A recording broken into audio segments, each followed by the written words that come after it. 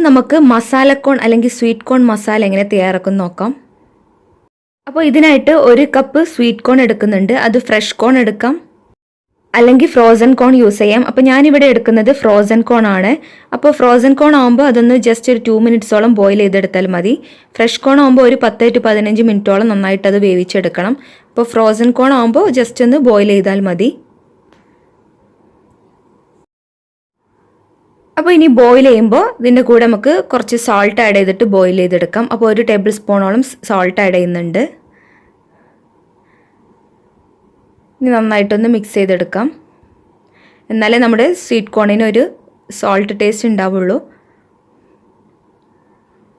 ഇപ്പോൾ നന്നായി ബോയിൽ ചെയ്ത് വന്നിട്ടുണ്ട്. അപ്പോൾ നമുക്ക് അതിലുള്ള വെള്ളമൊക്കെ ഒന്ന് മാറ്റിയെടുക്കാം. അതിന് ശേഷം നമുക്ക് തവയിലേക്ക് 1 ക്യൂബ് ബട്ടർ ആഡ് ചെയ്ത് കൊടുക്കാം. അപ്പോൾ ബട്ടറിൻ്റെ 1 ക്യൂബ് ഞാൻ ആഡ് ചെയ്തിട്ടുണ്ട്. ഇനി ഈ ബട്ടർ നന്നായിട്ടൊന്ന് മെൽറ്റ് ചെയ്തെടുക്കണം. അത് ഈ കോണുമായിട്ട് നന്നായിട്ടൊന്ന് മിക്സ് ചെയ്തെടുക്കാം.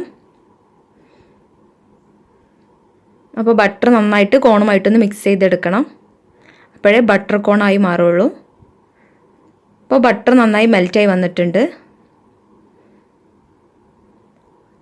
ഇപ്പോൾ കോൺ റെഡി ആയിട്ടുണ്ട്. ഇനി നമുക്ക് മസാല റെഡിയാക്കാം. അപ്പോൾ ഞാനിതുപോലെ ഒരു സർവിങ് ഗ്ലാസ് എടുത്തിട്ടുണ്ട്. അതിലേക്ക് നമ്മൾ തയ്യാറാക്കിയിട്ടുള്ള ബട്ടർ കോൺ ആഡ് ചെയ്ത് കൊടുക്കാം. ഇനി ഞാനിവിടെ 2 ഫ്ലേവർ കാണിക്കാൻ പോകുന്നുണ്ട്. ഫസ്റ്റ് കാണിക്കാൻ പോകുന്നത് സ്പൈസി ഫ്ലേവറാണ്. അപ്പോൾ അതിനായിട്ട് 1 ടേബിൾ സ്പൂണോളം നമുക്കിതിലേക്ക് ലെമൺ ജ്യൂസ് ഒഴിച്ചു കൊടുക്കാം.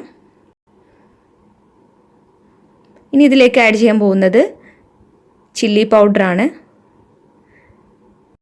അപ്പോൾ 1 ഫ്ലേവർ റെഡി ആയിട്ടുണ്ട്. അതായത് സ്പൈസി ചില്ലി കോൺ മസാലയാണിത്. അപ്പോൾ ഇനി നമുക്ക് അടുത്ത ഫ്ലേവർ എന്താണെന്ന് നോക്കാം.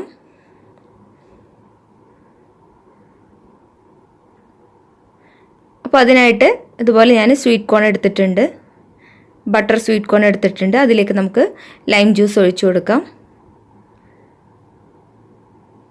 ഇനി ഇതിലേക്ക് ആഡ് ചെയ്യാൻ പോകുന്നത് ബ്ലാക്ക് പെപ്പർ പൗഡറാണ്. അപ്പോൾ പെപ്പർ പൗഡർ കൂടെ ചേർത്ത് കൊടുക്കാം. അപ്പോൾ നമ്മുടെ സെക്കൻഡ് ഫ്ലേവർ പെപ്പർ കോൺ മസാല റെഡി ആയിട്ടുണ്ട്. ഇനി ഇതുപോലെ നിങ്ങൾക്ക് ചാറ്റ് മസാല ഉണ്ടെന്നുണ്ടെങ്കിൽ ചാറ്റ് മസാലയുടെ ഫ്ലേവർ കൂടെ തയ്യാറാക്കിയെടുക്കാം. അപ്പോൾ ഇനി സ്വീറ്റ് കോൺ പുറത്തുനിന്ന് വാങ്ങേണ്ട ആവശ്യമില്ല. നമ്മൾ വീട്ടിൽ തന്നെ സിമ്പിളായിട്ട് ഉണ്ടാക്കിയെടുക്കാവുന്നതാണ്.